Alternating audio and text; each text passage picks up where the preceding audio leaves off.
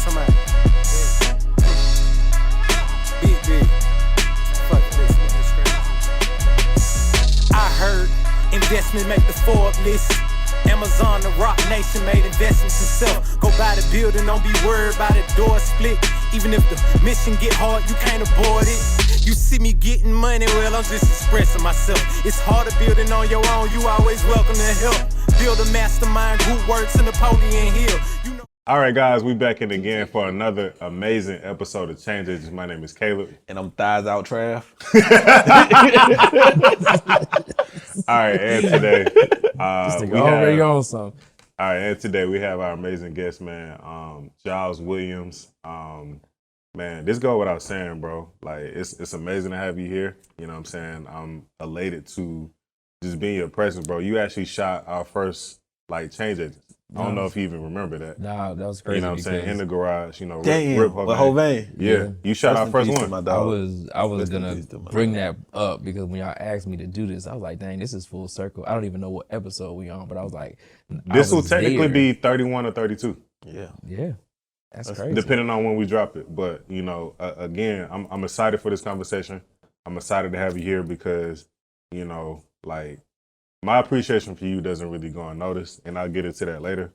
A lot of people could have said yes to this opportunity to work with us, and they said no. That's just what it is. And you was one of the few that did say yes. You stuck with it through good and bad, right? And you were still down to kind of roll with the punches and figure things out as we were figuring it out too. So I just have an appreciation for that, bro. So man, we just want to welcome you in, dog. I appreciate that, man. Yeah, man, for real. It's a honor to be on this show. I think even going back past the first episode of Change Agents, back when y'all had a completely different show. Yeah. And we had started shooting that because it was very recently before we got to Change Agents that I'd asked y'all, like, hey, I want to pour into what y'all doing here. Right. How can I do it? Yeah. And I remember sitting in my office and Trav like, hey, come shoot this podcast real quick. Right. This Black Honorable Mention podcast. Yeah. I did a whole photo shoot and nobody ever gonna see them pictures. Yeah, nobody will ever see it. We might put them shits out. We'll probably post it at some point, you know what I'm saying? Shout out to Sean. Yeah. We had a few different show concepts that we've been trying to kind of curate, but, you know, obviously those things didn't really come into fruition, but, you know, things happen the way they happen. But, it's full circle. I mean, it's full circle, and it's full circle for me too. And I'm gonna just jump right into it, bro. I'm gonna just go ahead and go with the smoke. So, like, for me, like, I didn't know you from a grain of salt, bro. Like, at all. Like, coming into this space, and I got introduced to you from two other photographers that you was working with in a suite, and I knew both of them way more than I knew you. Let's just be honest, right? And so, again, I didn't really have an expectation from them, right, to kind of join what we had going on. But it was kind of an opportunity that's like, you know, it's kind of like a no-brainer. Like, you need space. Here's a space. You're going to be paying less than what you were paying already or whatever. Like, it was just a great situation for anybody to kind of join and kind of jump into, right?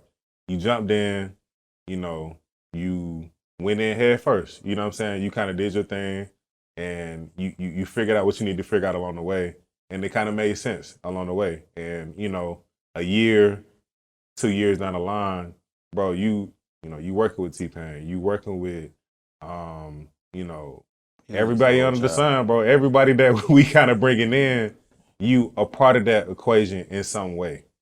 You know what I'm saying? Just talk about, I guess, just the risk taking, right? That it takes to kind of like put yourself out there. You don't really know Trav no more than you know me at that time. And you were just willing to kind of jump out there, bro. Just talk about that. Man, I ain't had a resume. Like, at least you had a resume. Man, so, dog, to jump right into it, about a year or two ago, probably about, at this point, 2 years ago, so I always try to set a pace for the top of the year. So me being a believer, like years and years and years ago with the church that I was going to, they would always do the Daniel fast, 21 days at the top of the year, pretty much fruits, vegetables, water. That's it. So outside of me doing that, which I've still been doing for like the last 6 years, I try to kind of set a tone for the year based off of just where I put my mindset and then even things that I pray about. So maybe 2.5 years ago, the word intentional, or the fullest extent of it, intentionality, kind of came to my mind. So I was like, all right, whatever I do this year, I just got to be very intentional. Point blank period. Like whatever I start, whatever I think about, whatever gets put in front of me, like find what I need to get out of that situation, or get in the situation to figure out what I need to get out, and be very intentional about it. So when the situation with the goat farm happened, it was, all right, so where we gonna go? Part of me thought, well, dang, I can go back to my parents' garage. Part of me thinking, like, I wonder how much a studio costs for me to get my own. Part of me was like, well, maybe I can, go over there to Cam Kirk. I think Collective Gallery had just got started up. Not saying that I was gonna try to, like, get into that, but it was one of those, like, any opportunity I can get to shoot somewhere, because at that point, I felt myself transitioning out of full-time work and going into full-time photography. Right. So when that happened is when I got the call saying, like, yo, I just shot, coincidentally, it was when shout out Jay Leonard, by the way, Jay shot Hovain on the site. And he came back to the studio. He was like, yo, my guys over there, they got a studio. It's not too far from the AUC. And like, I'm about to kind of tap in with them to kind of like doing some stuff over there with them. And I think that's where I'm going to have my new home. And me and Jay so locked in. Jay was like, yo, wherever I go, you're welcome to join me, because, these people like family. So I was like, all right, I mean, like, you know what I'm saying? I don't have no other options at this point. It started off with a meeting. We pulled up here. I literally finished my last meeting of the day, pulled up over here. We take a tour, start off in the garage. At that point, I think that y'all might have just finished the pink room. Yeah. It was nothing but like wood and construction all in the barn. The car was in the corner. The other, like, Jeff in the room right now was just a regular room. I think y'all might have did one of Marley's episodes in there. And like, I just walk into space. So I walk into space and I'm just like how any studio is in Atlanta, for anybody that's been studio hopping here in Atlanta, like the front is, you wouldn't even think it's a studio. It looked like a chop house, you know what I'm saying? It looked like a bandit building, a warehouse, a bando, you know what I'm saying, if you will. But then you walk in, it's like, damn, I didn't know all this was back here, you know what I'm saying? So we get to walking through, and I think it hits me whenever I'm supposed to be somewhere, or I'm supposed to be around people. And as I'm each and every step that we went from all the way down here to through where the boardroom is to where my now office is, and back through the other room, which I think y'all had just finished, like every single step that I walked through, I was like, yeah, this is it. Yeah. I don't know what about this place. I don't know what about, because I don't think you were there, or if you were, you pulled up late. But Trav was giving us the tour. Trav gave the tour. I think I pulled up like right when I was wrapping up. Yeah. And that's when I first met you. But go ahead. So just, you know what I'm saying, to bring the story to an honest close, it was after I got to that point, I'm just like, my job, y'all probably don't realize this. Y'all were giving me the energy like, we don't know this nigga. So it's like, Jay just brought him with. It's like, okay, so y'all coming, but it was real general. Not one time did either of y'all really look my way. I don't think I shook any of y'all's hands, introduced myself, exchanged Instagrams, nothing like that. But at that point, I'm like, all right, just like every other situation in my life, you know what I'm saying? Like now I got to put myself in front of these guys to show them that, like, I want to kind of, see what they got going on. And I asked Jay for Trav's number. I got Trav's number. I texted him and said, yo, it's Giles, it's Matt, boom, boom. Like, I'm trying to lock in ASAP. Right. At that point, it's like, all right, we'll figure out like no situation or whatever. I don't even think y'all had any residents. So I'm almost willing to bet that you had to get a contract drawn up specifically so that I could do this. You know what I'm saying? And then I remember like after signing, I'm like, all right, this is cool. My first day in here, walking in, I think Smart and Keisha were at the front. And I literally went and sat in the now pink, I guess the green room, wherever they shoot Not a Real Podcast, shout out Not a Real Podcast, wherever they shoot that room in. Like, I just remember sitting in there, pulled out my laptop. This is not my office. I'm just taking up space. If anybody would have booked a shoot in there, I'd had to pull my shit out, you know what I'm saying? And just sitting here like, all right, this is the start of what I think is going to be a very impactful and intentional next however many years that I'm in this space. And the crazy thing is, and it's just it's a testament to you, but it's also a testament to how you do anything is how you do everything. Right. I think, we're gonna get into the course of this relationship, but the fact that you just was like, I'm gonna go, this feels right, and figure it out later, is the way you've done everything since you've been here. And like, you're right. I think we was cordial, but we wasn't like, we didn't know you. We didn't know your work. I had never seen nothing, right? This was a walkthrough for Jay, right? And Jay was like, oh, my people want to come in. And I think in my mind, it was like, well, they coming if he come. If he don't come, they ain't coming. Right. Right? But I think the fact that we had a tour, and anybody who's done a tour here with me know, I'ma always tell people where we at and where I think we going. The fact that you could see it without seeing it, and you hit me and gave me assurances before anybody else did, I'm like, oh nah. If he don't even need to know more, then he's gonna be an asset. I literally told Caleb that day. I said, I think this Giles nigga, is exactly what I said. I think this Giles nigga gonna be all right. I don't know about, I thought Jay was gonna, and Jay's still the homie, but I thought Jay was gonna be here in a larger capacity. Right. And then, and Jordan, I didn't know if Jordan showed hesitation that day. And everybody had their reasons, whatever it is, right? But I think the fact that you just was like, nah, I believe him, and they got something here. And if it develops anywhere near to what they're saying it's going to develop into, this is something I want to be a part of. That meant a lot. Let me just say this out loud too, bro. Like this studio and what we're doing, as in the HBUC, doesn't happen at the pace that it happens without you, bro. This doesn't happen at the pace that it happens without Fisher. This doesn't happen at the pace that it happens without Reggie. You know what I'm saying? So we'll appreciate all of you guys. But just like, for the sake of this conversation and for the sake of you being here, bro, like it just speak to like the perseverance that it kind of takes to kind of like going through different transitions and, jobs and like, highs and lows in entrepreneurship and like having real expenses, associated with like renting a space, like having an office in a space.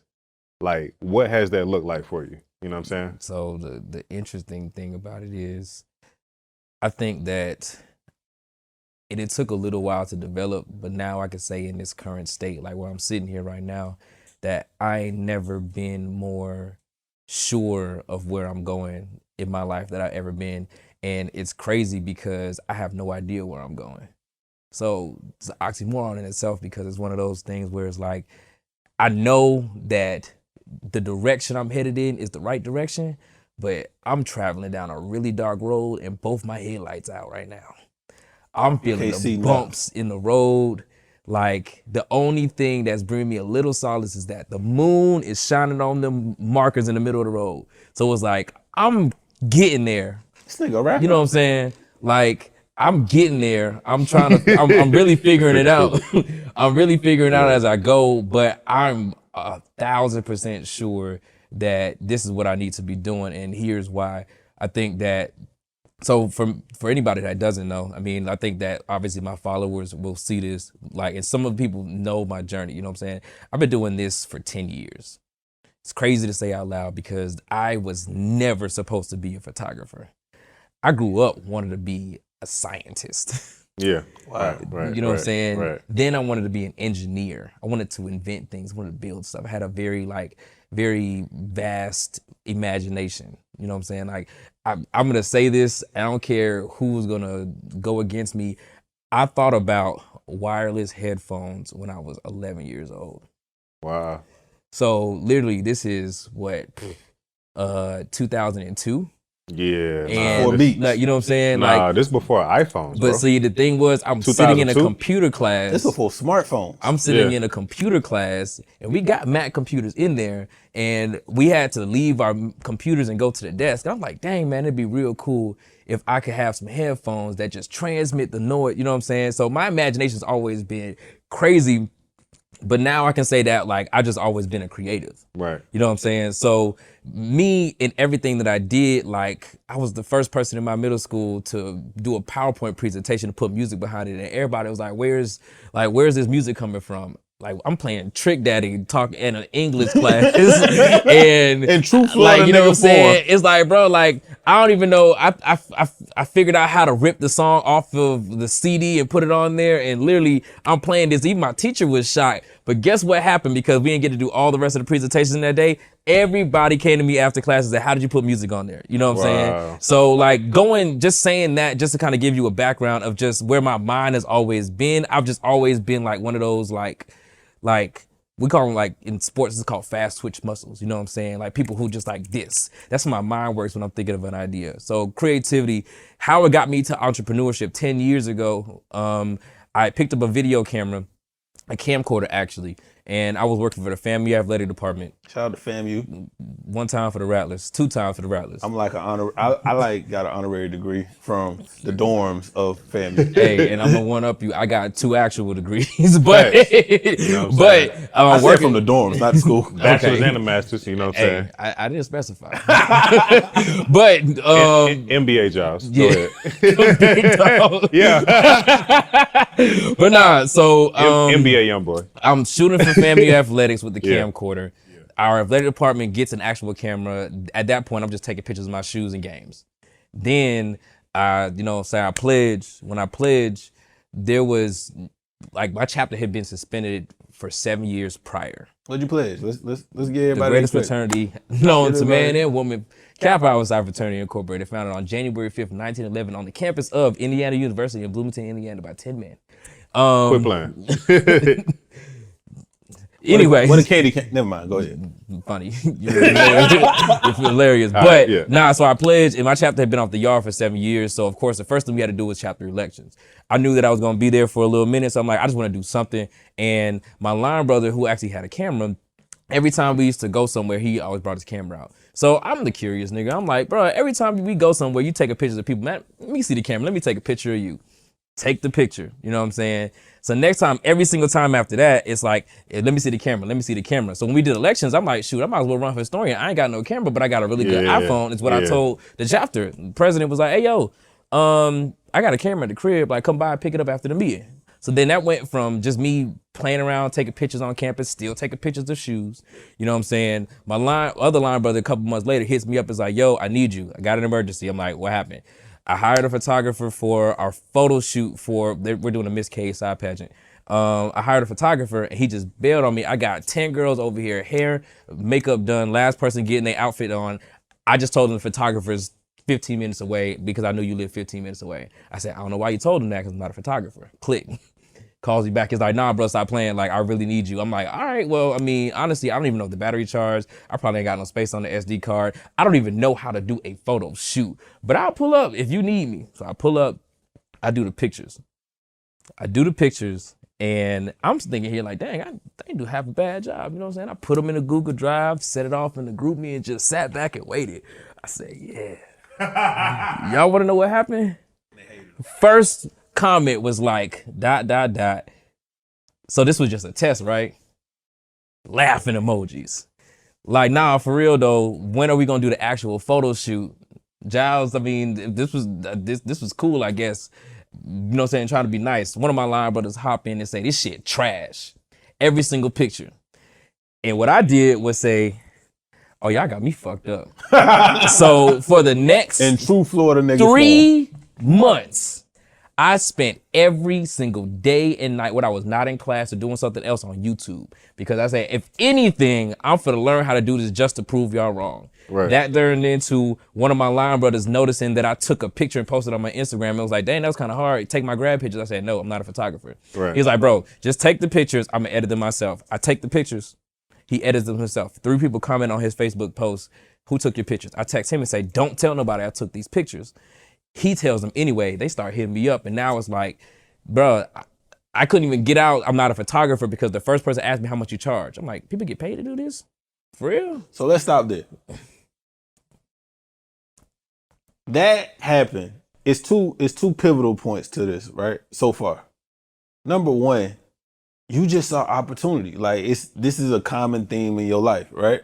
You just saw opportunity.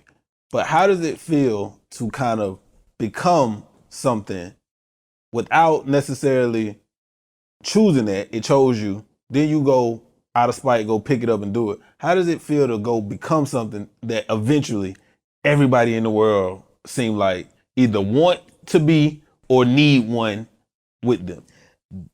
I recently got the answer to that question, and the answer in its truest form is it's always what I was supposed to do. I think for me, I didn't just like kind of like I say I fell into it. No, I walked into what I'm calling my purpose. You know what I'm saying? And my purpose is, just to be clear, is not even to be a photographer. Like, I had the very fortunate opportunity to be played a voice memo from somebody that I like consider an aunt. She's one of my aunt's best friends, prophetess in the church. And in summary, that voice memo that I got 30 days after I started the job working at at the advertising agency I was working at the time, it was 2 minutes. And to put it plain, that voice message said, God told me to let you know that you're going to be doing this. And you're going to do this, you're going to have this, you're going to be over here, you're going to be over there, you're going to touch this many people. This is what God is going to do to put you in position and also bring others to him. And in that moment, I'm first of all floored, because I'm like, first of all, the person that you're describing on this message is not me. And the reason I said it's not me, because a week prior to that, my supervisor said, if you could do anything in the world right now, nothing held you back, what'd you do? I said, you know what would be really cool is if I could do this, have my own this, do this, do this. What I said verbatim was what that lady said on that voice message. So now I'm sitting at work in a phone booth in the WeWork building. Shout out to WeWork. Shout out to WeWork. But I'm in a phone booth in a WeWork building, stuck. My supervisor texted me saying, hey, you come back to the office soon? I couldn't move, because at that moment, I realized that all of these yeses that I said, or all of these opportunities or chances that I took, was not an accident. Because when I tell you that every single thing that that lady said on that phone voice note was exactly what I had been preparing myself to do. Right. And just to be completely honest, and I know we're going to get into this later, but like, 7 Agency was born that day before I gave it a name, before I gave it a purpose, before I even gave it anything, a logo or none of that, before I put thought to it. It was born because essentially what I had to build to do what I was called to do was the blueprint was given to me in that message. Yeah. So now I just live life taking every single opportunity, only because I know that if it's not supposed to be for me, God go pull it out really, really quick. And if I'm being honest, damn, that's crazy. Shout out to Cam and Mace. Wow. But God will remove anything from my life that quickly if it's not supposed to be there. And he gives me strong conviction of when to leave. And I'd be lying to y'all if I ain't sat at home, like going through those moments where it's like, you know, I just shot this whole, I just did this whole behind the scenes. I just did this. I did BTS. My pictures getting used here. I'm on billboards in Times Square. I'm getting album covers and all this. And I look at my bank account and the bank account's not reflecting that. But I've always known when to leave something. And I think my personal feelings has been like, you know what? Let me just go ahead and send Trav and Caleb this text message and just tell them I'm finna move out by next Monday. You know what I'm saying? No beef. I ain't gonna leave the studio, but it's like I gotta start thinking about the bottom line. And I think at the time, like what I was paying to use the room was not, I could be saving that money and put it in my pocket. And it's not like, and it'll give me the freedom, because honestly, you know how we do. We get up in here, we have a good time. You know what I'm saying? We might come in here with no purpose to do anything and end up shooting something just because Trav got a good idea and I'm like crazy enough to say, let's go put up the lights and go do it. You know? And you know what I'm saying? Those type of moments which have turned into culture of clickbait, which turned into all these different things, which turned into all these different shows. Turned into shooting you know what I'm several saying? episodes with Elliot Wilson. Right. Yeah. We gonna get into that, but go ahead. You know what I'm saying? It's turned into all these things. Yeah. Like, I'm just sitting here like, I could be having this time to do something else, but then I'm pretty much going against what I think that I'm supposed to be doing, which is pouring and building into not just this space, not just you all as individuals, but what I think is all of a part of our bigger plan to do something greater in this world. So let me ask you a question. I'm crazy, right? Undoubtedly. I don't think nobody gonna argue that. What's the craziest thing I've asked you to do? Project wise. You gotta run through the list right now. Or you could think on the craziest. What's your favorite thing? Okay. And I don't care. The Elliott Wilson experience was by far the craziest thing you ever asked me to do, because this was an idea that you ideated. People try to say you didn't ideate it, but it's definitely your idea, because I was there. Sat in the room, I was like, yo, this actually might be a good idea. Not even, being truthful, not even knowing who the man was at, well, not you, but you know. But it was crazy because I think that a lot of people are not willing to lay like not only their livelihood, but other people's livelihoods on the line off of the whim of, I know this is going to be successful. And to the credit, the show itself is actually a pretty successful show because people actually want to hear these conversations. Right. You know what I'm saying? So I think that it was the craziest because of what happened on day 2 of shooting this, which I don't know if y'all won't necessarily get into that, but I just know that I had to pull myself back from reverting to where I was from really, really quick because it would have got ugly. Let's just say, just for the people out there, it's just important to set, boundaries with what we're capable of doing, what we're not capable of doing, what we want to do, what we not with, you know what I'm saying?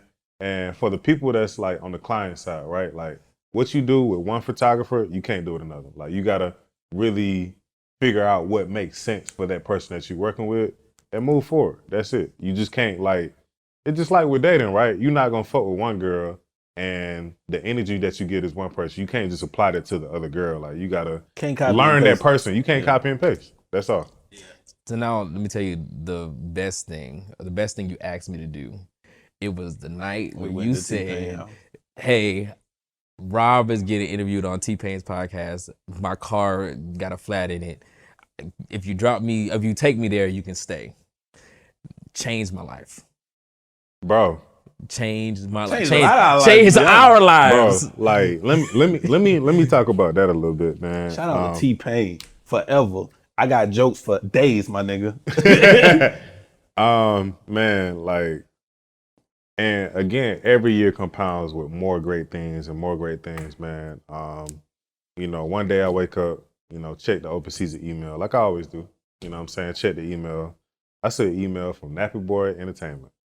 And they like, hey, look. Ooh-wee, Nappy Boy! They like, yo, like, we want to sit down with y'all. We want to meet. We want to figure out logistics to kind of like shoot ongoing, recurring content for not only, T-Pain's artist, but also T-Pain himself. So with that, like, we sent him a proposal for like a couple projects just out the rip.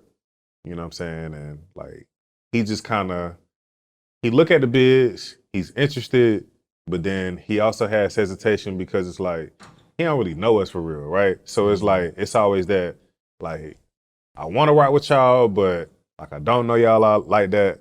I'm talking to some people who give y'all some cosigns, you know what I'm saying? And it's just like that thing too, it's just like, it just be a lot of bullshit. It's a lot of clutter in the market, right? And that's been, people wonder why we so professional and why we always try to come correct, because a lot of niggas don't come correct. and that's why we always just lead with like professionalism. We always lead with like high cinematic value and shit like that. But the point that I'm trying to get to is that when it came down to like really working with T-Pain, like a lot of that came from what y'all did that night. So talk about what that night looked like for both of y'all. I want Trav to tell the story of what happened after we pulled up, and then I can add context to because that was the craziest night I've ever had. Just so people can follow along, like I engaged T-Pain and Nappy Boy originally through a meeting.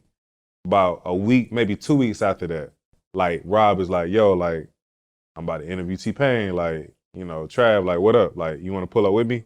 And then it goes from there. Shout out to Rob Markman just for being Rob. The angel investor of my life. And when the next time we're in New York, we definitely got to go to a taping. Yeah. But so I know the conversations have stalled a little bit. Like you know, they interested, but they not moving fast enough. And Caleb, and you know, we in this business, we understand like Caleb probably sent out 1 million bids and 100 of them get picked. Yeah. Right? And that's just, it's a nature of a couple things. Like sometimes the bid ain't correct, the budget just don't fit what they want. Like they need a $1 million project and they got a $200,000 budget. Like sometimes it just work like that. So I know the meeting is stalled.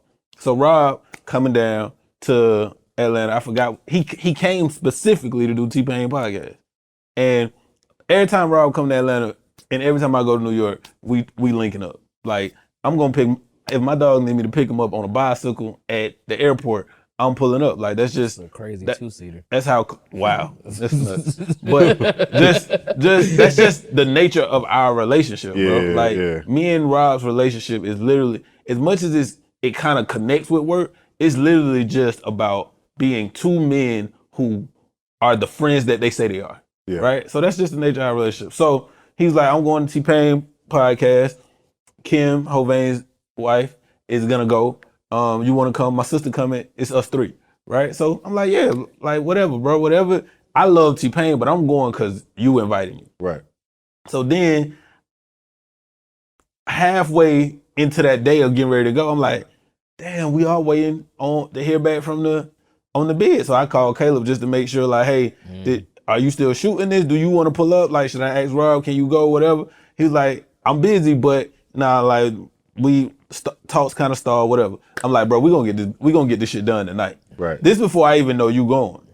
So then my Challenger, I bust my tire or something, right? So then we go, I'm like, Giles, take me. And we get there. And when we get there, it's cool. Like this nigga love T-Pain. Like this a Florida nigga. This a nigga who spent a great part of his life in Tallahassee. Like at that time, like T-Pain just mean a lot to our era in one, regardless. Right. Then you're a Florida nigga, right? So I already know Giles got a couple people on his list. Like everybody got their list, right? Yeah. Right. And I pride myself on trying to help connect the person with the goal list. Right. I really love doing that, especially so I can bring it up later. Right? Hey man, this is when it comes to that, hey look, I'll put you on, nigga. He ain't lied yet. So I know it's Ross on his list, it's T-Pain on his list, and then you might throw some Jeezy, some Trick That, like Trina. It's a couple people that's on that list. Right. So I'm like, all right, Giles, I was gonna ask him to go anyway. But then when I had to get him to take me in true Giles form, whenever I need Giles is there. I'll say that on camera. Fuck that nigga. But whenever I need this nigga, he's gonna be there. Right? Hey man, I'm a Gemini. What can I say? For this nigga, comma. But I'm always gonna all right. So we go, right? And you know, they had an interview, they had a podcast, and then after the podcast, T-Pain just started playing records. Right? That's just in true T-Pain form. Dog. So being a nigga who grew up in Jacksonville every summer I went to my Auntie Van house, we outside. Then my cousin, we 15 days apart from Jacksonville, he goes to Tallahassee. So all of my Florida experiences is wrapped around my cousin, right? So I know when Florida bounce come on. I know when Florida music come on. Them niggas got their own dance style, they got their own language. Fuck nigga comes from Florida. Like they got their own culture by themselves. So as soon as T-Pain started playing certain records, I'm looking at Giles, because Giles is a dancing ass nigga. No. Soon as this record come on, Giles getting this bag. Matter of fact, no. Let me stop you there, because yes, he does. This is like, so we start inching towards the computers like this is going on, right? And I think T-Pain walked somebody outside. Cause remember, Cass played his song first. He was saying Cass was talking about somebody like, oh wait, cause I think cause Trav had on an HBUC hoodie or a shirt. He was like, oh wait, y'all to do with the studio. Oh yeah, matter of fact, like outside of T-Pain stuff, I wanna, you know what I'm saying, I wanna do a video too. So he started talking about all this like crazy, like I wanted to be like the Hey Y'all video. Nigga talk about $1 million budget video. Yeah, pretty much. So then he was like, so then we're just in here talking, and before we even get deep in the conversation, he was like, matter of fact, let me just play the song for you. So the way he played, Florida Heat. You know what I'm saying? Hey, download, buy, stream that song. So it was, you know what I'm saying? Like buy cash, you know what I'm saying? So boom, he started playing that, right? So mind you, this is the Florida bounce we're talking about. Cause I don't think, cause Payne started playing music after. So I'm just sitting here, I'm rocking. And then I'm thinking like, yeah, this nigga really from Florida. Cause it's the drums in Florida music, you know what I'm saying? Like you get a combination of different drum patterns that also you might hear a little like steel drum in there, you know what I'm saying? It just depends on what part of Florida you is. And then that era of me being in Duval, that's Cash era. Right. So like this young Cash, like it's not a nobody to us. So in my mind, you was like, bro, like, and everybody, especially from Florida, knew the song "I'm a Freak." You know what I'm saying? It's like in my head. As soon as he walked in, I said, "Bro, that's one young cat." You know what I'm saying? So mind you, I'm still a little bit in nostalgia right now because these are Florida legends. I'm in the presence with, in my opinion. At T-Pain house, you know, at T-Pain's house in the Nappy Boy studio. Which, being a follower of T-Pain, I remember when he was building the studio. I used to watch his Instagram every day. So I'm just all surreal. So boom, he starts playing that. Then like when the chorus comes on, Cash start juking. He started juking, you know what I'm saying? So boom, he starts juking. So then Trav is like dead, like, what you gonna do, What you gonna do, nigga? And at that point, mind you, T-Pain is a very, very hospitable host. We had a couple drinks by then. I'm like, let's go crazy. So me and Cass in there dancing, and then Cass stopped. He was like, wait a minute, it's like the Spider-Man me. I'm like, bro, like I'm from Miami. I went to FAM. Like, we the same nigga. Like, you know what I'm saying? I spent 6 years in Tally. Like, yo, like this, you know what I'm saying? So boom, as this is happening, we're continuing to dance. And T-Pain walks downstairs, and when he comes back, he looks at me like, in true T-Pain and fashion.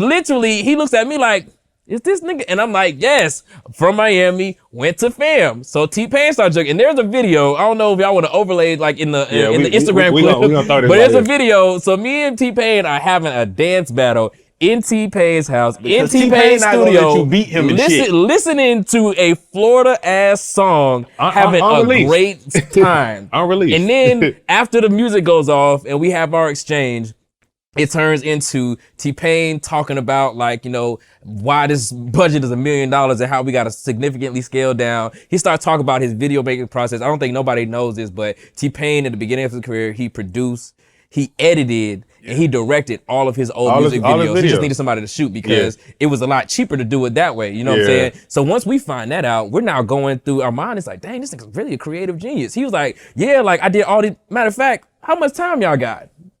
I'm thinking 30.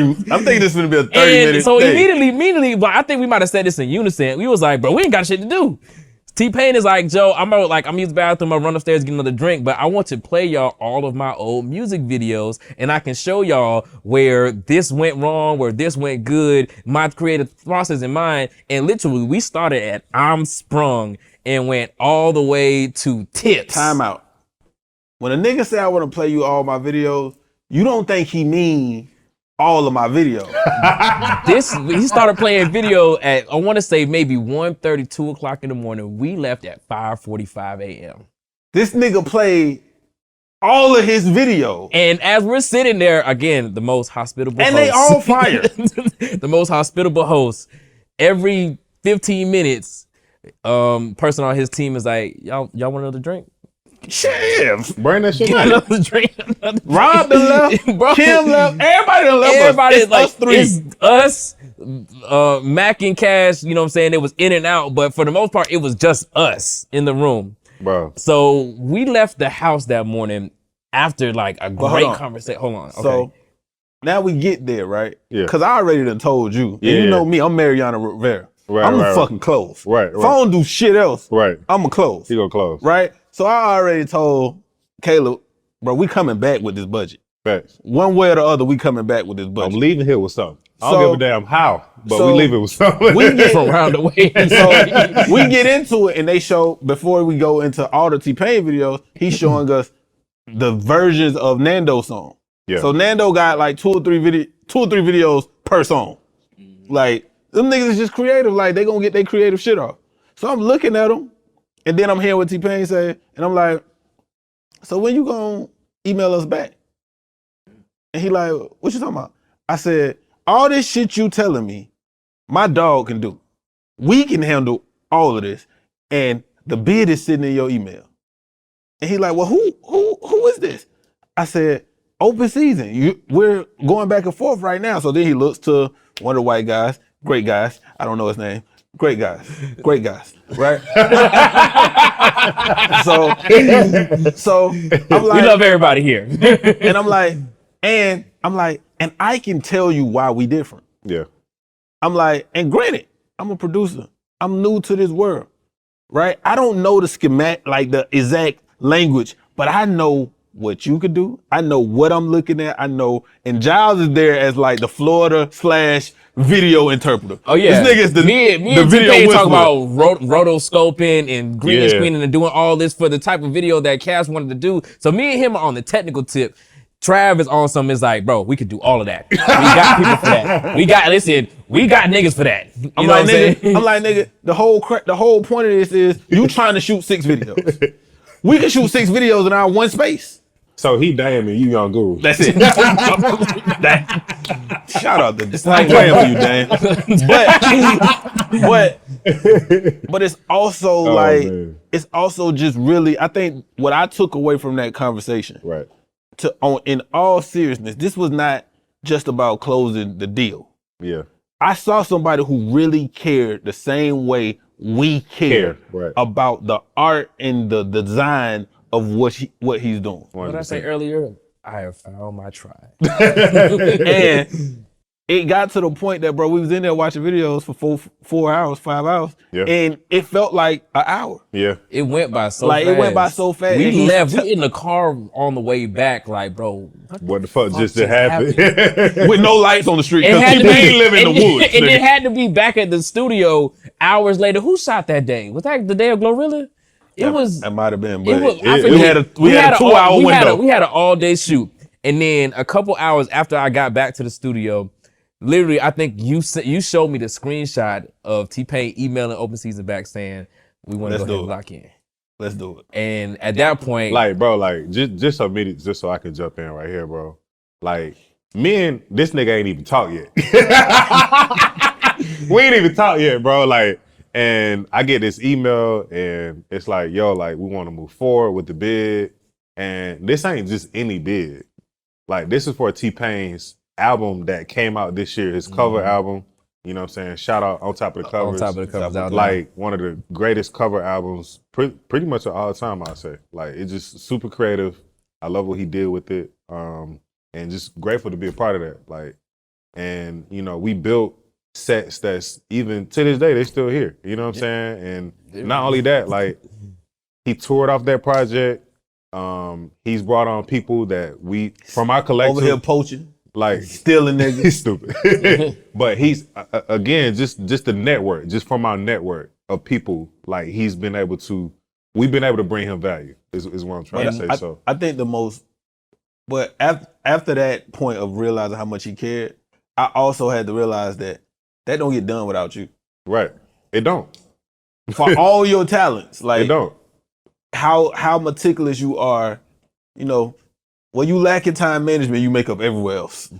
Like, the meticulousness of your ability to break down videos and break down the world around production helped. The Florida nigga in you helped. The dancing nigga in you helped. But the friend in you being just willing to roll with your dog. Yeah. Like, that meant a lot. It showed way more value in one night than most people can give in a year, right? And then it paid off. Just not even to cut you off, but it paid off because, like, the check mark was me going to T-Pain's house because I said I want to go to T-Pain. When I saw him building, I was like, I want to go to the house. Then the next check mark was me meeting him and having a conversation with him. The third check mark is when we get to the On Top of the Cover shoot, and Caleb hit me maybe the morning of the night before, was like, yo, T-Pain's also gonna want some steals from every single look. I did miss the first look, I'm not gonna lie. I don't know what I was doing. You probably shoot something else, but you know, like you probably in true my form, you know what I'm saying? But you jumped in as soon as you got there. We started with the telethon scene, or no, the news anchor scene. So literally after they do, like, all right, Giles, go ahead and get this. So my thing is like, because one, being in Atlanta, and two, just over the course of my life being around celebrities, I don't see celebrities as anybody different. You know what I'm saying? You might have a second of shock out of me, like, oh shit, that's Ross. Oh shit, that's, you know what I'm saying? Like, but for me, it's like I treat everybody the same, right? Because I also I'm just not a groupie person. You know what I'm saying? It's like, bro, like these are regular people. Like T-Pain is one of the most regular people. He just happens to be a fucking musical genius. You know what I'm saying? Right. T-Pain is a nigga. But he's very much a nigga just like us three sitting up here. Fact. But literally,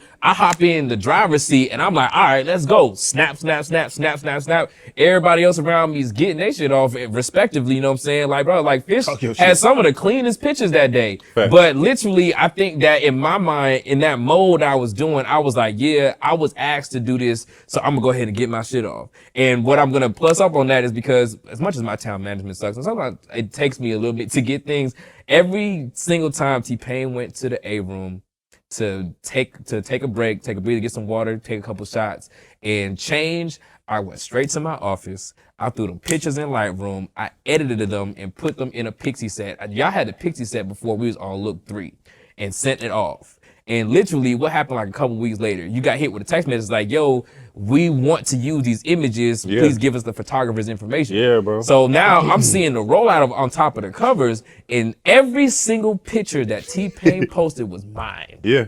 And I got to be a hand model in one of the last bro. scenes. You know what I'm saying? You know Like, what I'm I'm saying? in Like, the promo for on top of the cover. Yeah. My hands are literally on Yeah. that board. You know what I'm saying? Hey, y'all want to go to y'all favorite rapper house?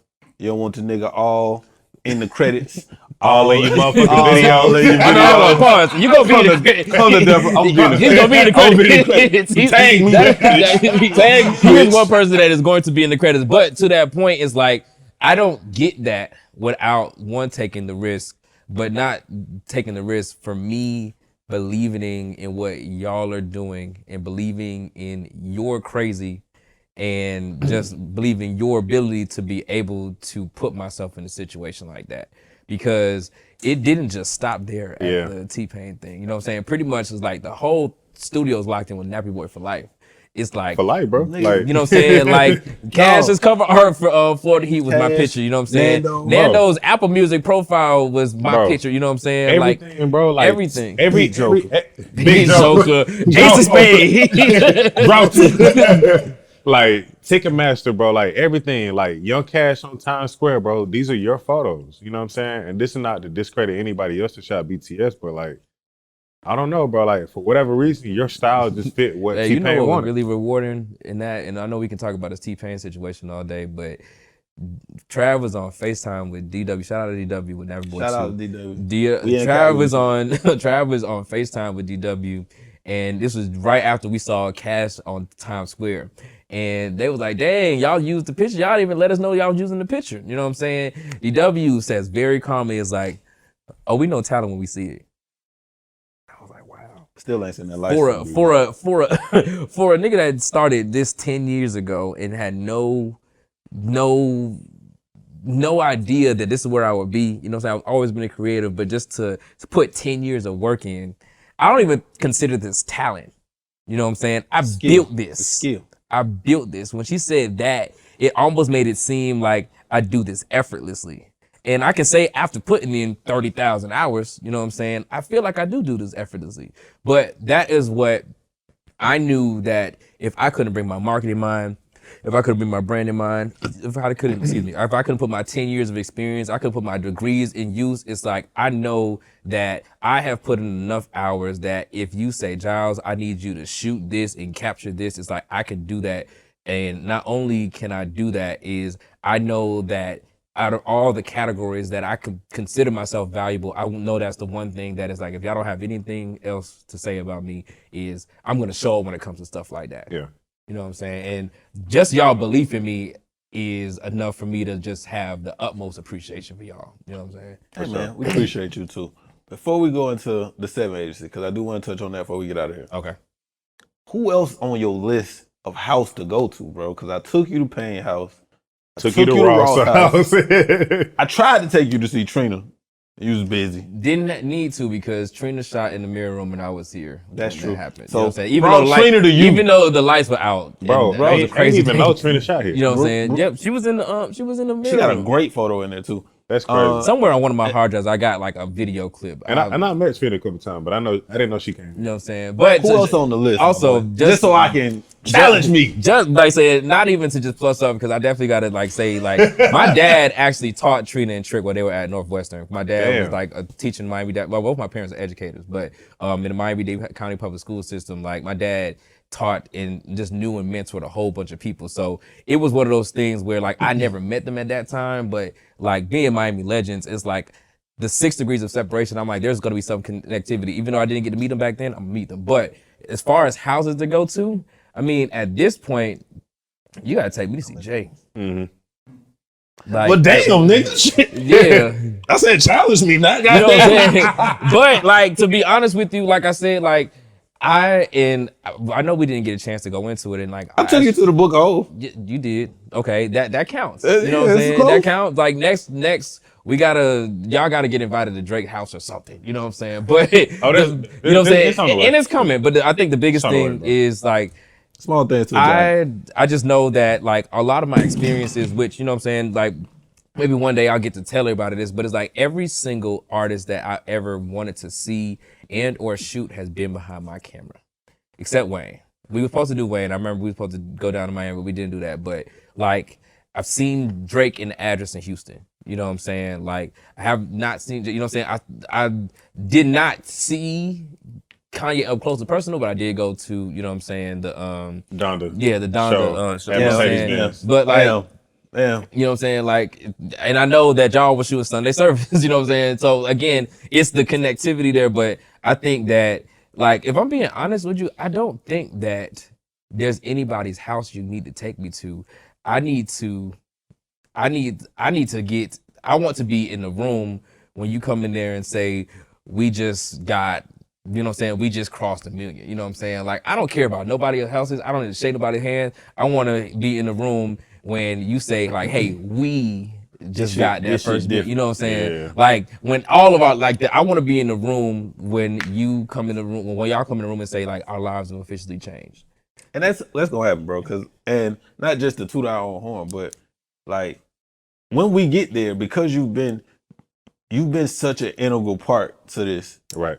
You would have to leave us, bro. Like you stuck with us at this point.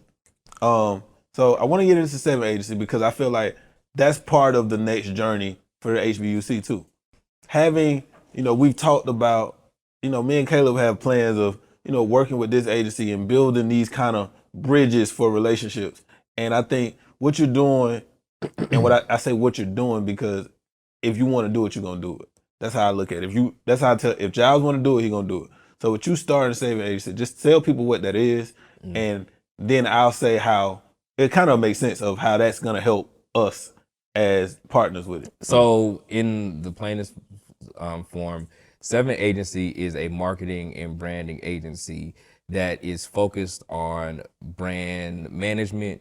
It's focused on event management. It's focused on brand building. It's focused on helping people build and figure out what their brand identity is, and just all things to help you kind of identify yourself in whatever space you're in. So I don't have a particular everybody says like when you start business, like you're supposed to niche down, you know what I'm saying? And I really don't like having limits because I can do a lot with a little bit and I can go into different rooms and different spaces and like pretty much I can sell salt to a slug in so many words, you know what I'm saying?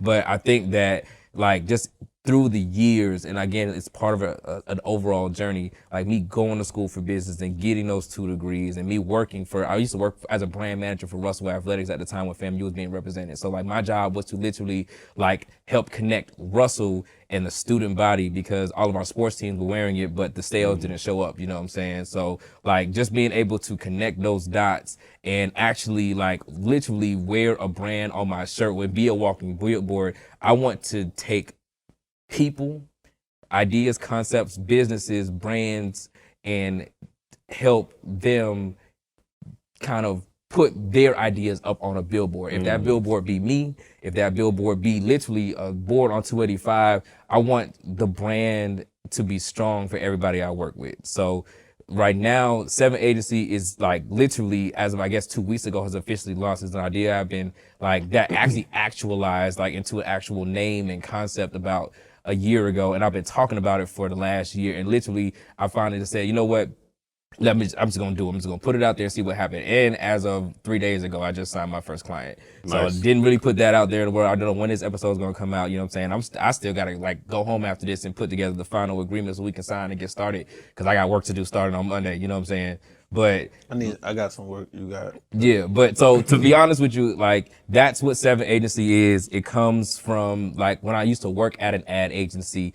I love the agency life, despite like how many times did you say like, hey, this is what an agency is, and are you sure you're gonna like this? It's like I actually loved it because I feel like I have built up so much in the years of me going to school for this, being a photographer, learning how to infuse my degrees with what I'm doing on a day-to-day basis. Like people ask all the time, what is your favorite thing to shoot? I don't like shooting models. I definitely don't like shooting music videos. I don't like doing birthday shoots and graduation shoots to like how good I act. Don't step How on good- all you know what I'm saying? your plays. Like I'm just playing. it's okay. Trust me, the people ain't going nowhere. But but as much as I was good at those things, and at a certain point in time they did bring me joy, I enjoyed nothing more than to sit down with a client and in so many words I can have a conversation with them. Is like, how do I improve you? So in every situation with the agency is like when I have those conversations, if you're an influencer, you're a content creator, you have your own business, you have your own brand. Like when we sit down, a content is going to be a large part of what I'm doing for you to help get you out there. But the biggest thing is, how do I improve you? And like, you know what I'm saying? I don't know, we got to go in a second, you know what I'm saying? We're going to get into the second question as well. But like, that's actually, I've never said this before now I think about it, but about 2 years ago, I was restless one night and I just started typing in my phone. What I typed in that phone became what I call the introduction to a book that eventually I'm going to write called You. The book is titled YOU, and the book is about branding because you are a brand. I'm not gonna lie. When you said, "What can I do for you?" all I saw was only you can prevent forest fires. Okay. That was the first thing I said. All right, that's wild. And you know, normally I'm quicker with it than that, but I'm gonna let you ask the second part of this right. question because we'll be cracking on each other for the rest of this episode. So I think 7 Agency,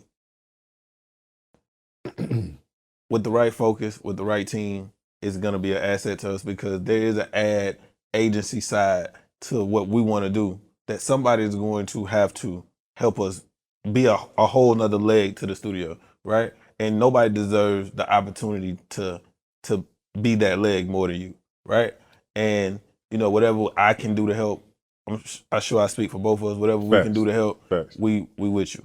Now, all good shit aside, gotta get a little nigga shit before we get out of here. We got out here, yeah. Who the baddest woman we done shot in here? Cause I will say too, you have brought a lot of fine women in here from your friends and your clients that we've been able to create great relationships I got with. a girl that's watching this because she would be like, "Who you brought to the studio?" It's been a lot. I mean, our first muse is your sister, Kate. Kate, the great one. Like, I never seen nobody live up to their name more than Kate. Right? Wow. Cultural Clickbait host, Deji, that's one of your relationships. Bree Harmon, that's one of your relationships. You know how to spot the talent, man. Well, that's a big 3 right I'm there. That's a big God damn. So are you asking me like out of who I brought here? No, who out of I was everybody. gonna say because Who like the baddest? man. I want to see if you gonna tell the truth. Man. Between the BTS, you don't shot Lola Brooke. You don't shot a lot of people with us. Wow. Who the baddest? That's a. You know what? I And you can't say Kate. gotta say, I think Portia might be the baddest one that I've. I just want to see what they go tell. I mean, I'm not gonna get on camera and lie. You know what I'm saying? It's like anybody could recognize and tell somebody they look good. You know what I'm saying? It's like, hey, like Portia, you're beautiful. Like I'm not gonna hide that. I'm just really trying to sit here and think. All right, next question. Okay. Next question. Next question. What's the one project with Caleb that you didn't work on that you wish you could have worked on? Probably. And I think it was your project when they did the NFT thing for Ross. when y'all shot at his house? Sean did that. So, oh, Sean? That was like Sean, and shout out Cam and Collective Gallery. That's Okay. kind of something they Okay, all right. Well, that was from with Sean. what I remember, I just edited that project, but I didn't shoot it. So, Okay. Yeah. I took you to Ross' house, bro. You did. I'm not, you know what I'm saying? I think, let me see. You know what, crazily enough, and I know that y'all had y'all ups and downs with this project, but I think that AMP project, to be honest with you, like, and it's just because I've just kind of seen like from different phases and stages of how that project has been kind of growing, and even with the growing pains and the editing process that you've been going through, you know what I'm saying? I think that like just the concept itself I thought was really dope, you know what I'm saying? And I definitely think that I don't know, just being in that space, like I think since the first episode that y'all shot here, I always envisioned that's what change agents would be. Yeah. You know what I'm saying? So to see, like, I know at some point in time there's gonna be an element where y'all are interviewing people and y'all actually gotta go out on the road. You know what I'm saying? Y'all go out in the field and do stuff like that. I think that it was just dope to see, not because of like, I mean, the show itself is dope, you know what I'm saying? But to see you working on something that I think is like well within your reach at this point. Yeah. You know what I'm saying? Yeah. So I definitely think that AMP project was definitely one that I wish that I would have done. But there'll be other opportunities, I'm sure. Bro, we got a lot in the pipeline. That's all I can say. Next question. Who take the best photos in the studio? Oh my God. Not named Giles. I'm talking about not necessarily on the team. I'm talking about who have you seen come in here and take some photos that you was like, damn, I wish I could have took those. Honestly, let me say outside of staff. Let me just say that. I was gonna say outside of staff. I mean, with respect to Fisher over there, because Fisher definitely shot quite a few things that I don't think that I've ever vocalized this, but I've definitely been like, damn, like I really wish that I had. You know what I'm saying? Let me say this on camera, man. Fisher a sleeper, bro. Like people be goddamn sleeping on Fish because like he be quiet I think and that's shit. People, but not us. I think that we he be quiet, well aware of. But like fuck all that. That motherfucker shoot. Yeah, nah. So, but outside of staff, I'm gonna have to say Sean. And I think it became Sean when we did the Black Enterprise with Earth King. And it was particularly the shots on the black side of the site, because they were tethering it to a screen. And as I'm seeing each shot come out straight out of the camera, I'm like, this nigga cold. Bro. And I know it's a team effort, you know what I'm saying? Like, I think that between him and Antoine, they were like, you know what I'm saying? They put the light together, they did X, Y, Z. And I'm just sitting there, look, every single shot is just glass. And it goes to show you, you know what I'm saying, that you don't necessarily need a fancy camera or, you know what I'm saying, to do all these things, because I think Sean was shooting those pictures with the EOS R. And EOS R was I got the camera in 2019, and it was the flagship of Canon's like full frame, like the full frame R line, you know what I'm saying? And I had that camera just sitting in my bag because I got an R5 right now. And I'm like, I used to be one of those people that was bent up on the different versions and bodies of cameras, thinking that was gonna make your picture better. Like, no, like you gotta be skilled. And I think Sean is just a very skilled photographer, especially for him to have a very unconventional start like me, where we did not think that we were either of us were gonna be a photographer at any point of our lives. So shout out to Sean Michael Craig. You know, shout out Sean, that's my guy too. You know what I'm saying? I'm gonna say this though. Y'all ain't really seen me in my photo bag. Talk your shit. I'm finna go to you. I'm about to go there. Y'all ain't seen me in my photo bag. Like, I shot 2 full seasons for the Falcons like 7 years ago. So, whenever that does happen, you know, now that brings me to my question. We'll see if that brings me to my question. Because this nigga is Michael Jordan to me, right? Ball head and all. All he missing is a forearm wristband and some 14s. Flu game. What's something Giles have shot that like really stuck out to you? Nothing. No, I'm not gonna say nothing. I'm just playing. It's a few things that stuck out to me that like that really, a lot of the T-Pain stuff, I would say. Bro, you shot the cover for Young Cash's like single. You know what I'm saying? Like, not even like planning to shoot it. It's just like you shot the moment when you saw the moment, and then they used that shot and put it on Times Square.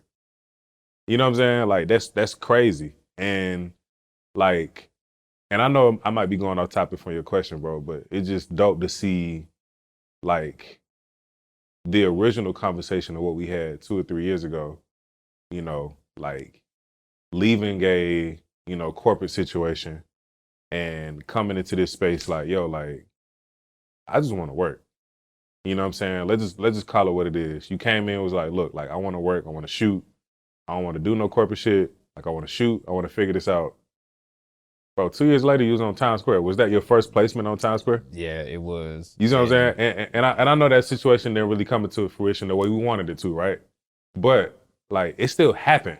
Listen, I tell you all the time. You know what I'm saying? At this point, so it's like I'm gonna honestly answer the question for him because like I've done a lot of different things since I've been here, but being completely and totally honest, I haven't even shot anything that I really truly loved. And I was having a conversation coincidentally with Sean where he said that like, when do you have time to shoot passion projects or do something that you really want to do? And honestly, I have sacrificed every opportunity I wanted to do that because something here in this space became more, not necessarily more important, but I saw that as my stuff can take a back seat because I'm gonna always have a camera and I can shoot my own stuff. But it's like whatever I'm needed to do in this space to help us get there. If I can take this idea that I have in my head to do something and apply it to whatever we're doing here, like that to me at the, like, you know, for the last 2 years has kind of taken precedent. And it's just merely based off the fact that when I said that, hey, I want to shoot, I want to work, I'm trying to add value to the space, I locked in and I dedicated the last 2 years of my life to do that. You know what I'm saying? So I could answer the question for you and say that I haven't really shot a whole bunch of stuff. It's like, you don't care about my grad pictures. I don't care about my grad pictures. You know what I'm saying? None of the birthday shoots, none of the headshots, like none of those matter to me. You know what I'm saying? Like, I just like, you know what I'm saying? Like, I got a couple like, you know, dope stuff that I shot like in the last 2 years that I posted on my own stuff, but I've stopped posting. I biblically, I decreased so that the studio could increase.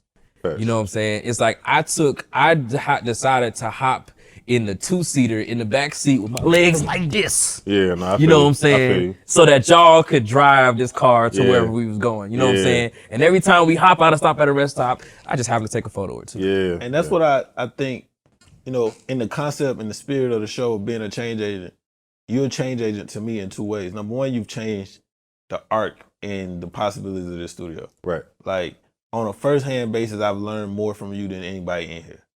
Like, from how to do content, how to be on camera, how to talk, how to cut stuff in Premiere, like, you've taught me so much and brought so much value to the just being willing to adjust on the fly. I cannot stress the importance of that enough. Being willing to adjust on the fly to get whatever is done that needs to get done in here. You have done that to change the studio.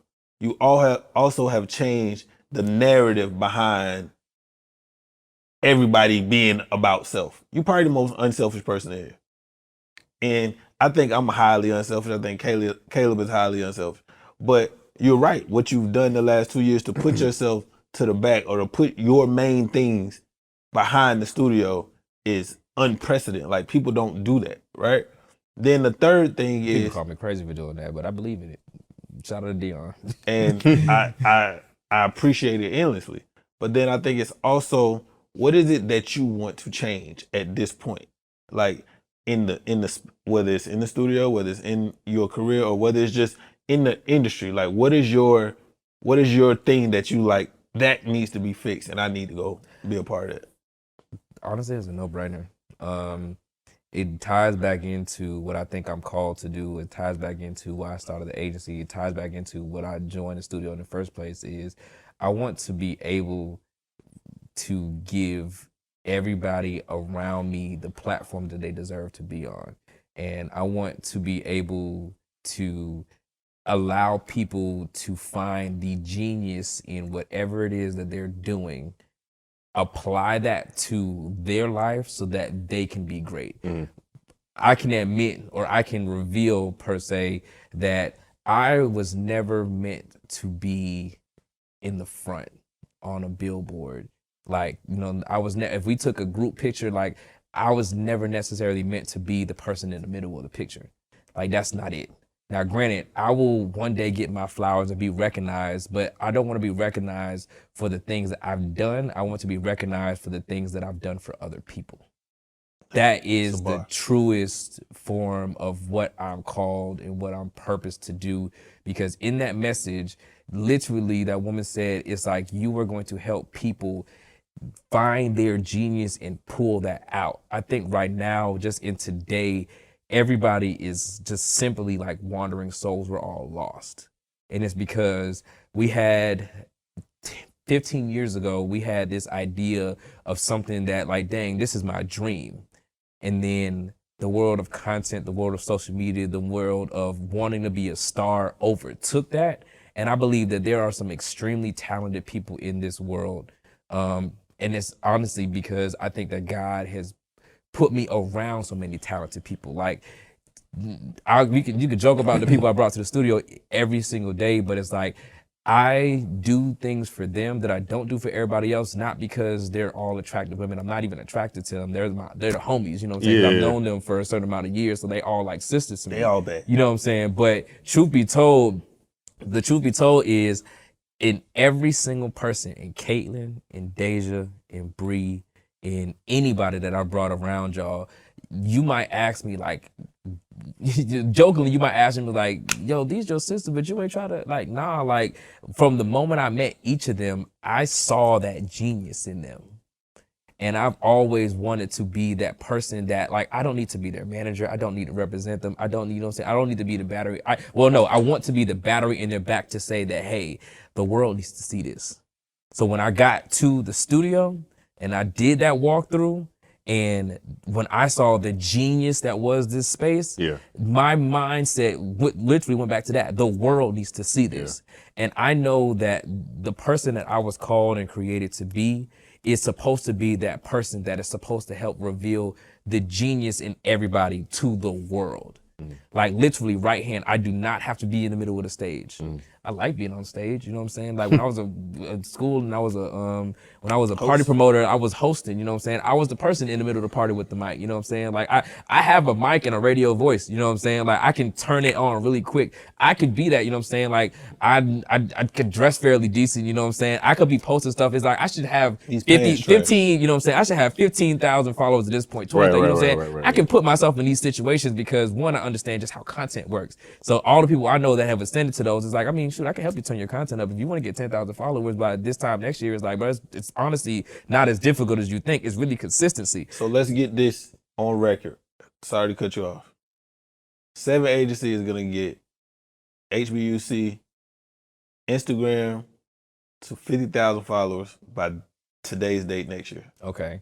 So not only will I agree to that, but I will say that the entire, I'm not going to say the world, but I'm going to say majority of the people in the space that we operated in will know the name of the HBUC, because I am going to pull the genius out of this space and show it to as many people as humanly possible. I may only got 9,600 followers at this date on Instagram, but my reach is insane. And it's because, like, that's what I'm here for. Like, literally, I was shaped and molded and created, you know what I'm saying? Before I took my first breath, God said, you are going to be the bridge. Send that message too. You're going to be the bridge. I am literally here. You know what I'm saying? Like, I'm literally here to be that wood plank, that missing wood plank when y'all walking across the bridge to get to the fire-breathing dragon passion. Like, hey, the wood plank pops up, that was me. I just helped you get there. Yeah.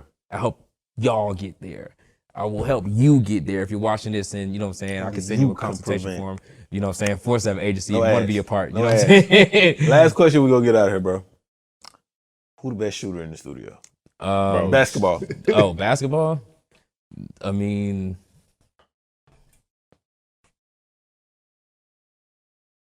I don't know, bro. This change agent. I'm trying. Oh, that's funny. Yeah, you wasn't gonna get that one out of me. I'm sorry, dog. I tried. But thank you, bro. Hey, Thank man. you. Thank you. Saying? Thank It's you. I been appreciate real, you, bro. bro. You know what I'm saying? I'm not gonna overstate what's already been stated so many times. Hey, man, more to come. Yeah, more Most to come. definitely. You know what I'm saying? I Get think my boy a velvet do-rag line. facts. You know, Quickly. Shout out Simon. shout out 7 agencies. Who else? You know what I'm saying? It's been a pleasure, bro. You know what I'm saying? This is Change Agency. I'm Caleb. I'm Trav. Who else? Hey, who gonna put these niggas out of business quicker than that? All right, we out.